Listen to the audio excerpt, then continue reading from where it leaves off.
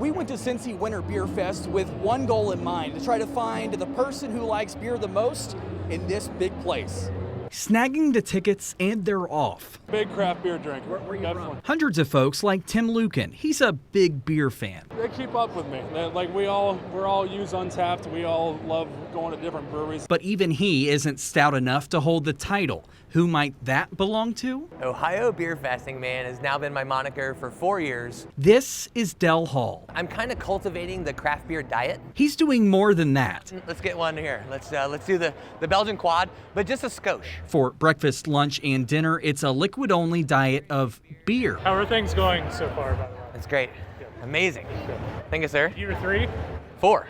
4, geez. He's been doing this for the past 4 seasons of Lent. That you can, use beer in a very healthy way and not vilify it as this, this evil alcohol. Dr. Steve Fagan says this diet isn't recommended long-term, as you can imagine. You don't see any books about the beer diet because it's not sustainable. And thankfully, this is a Lent thing, not a forever thing, and certainly not going to become a bestseller book.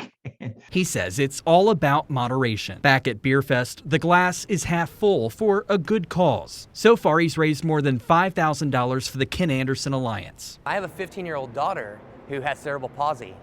And, even though she is a juvenile now, she's going to be an adult with disability.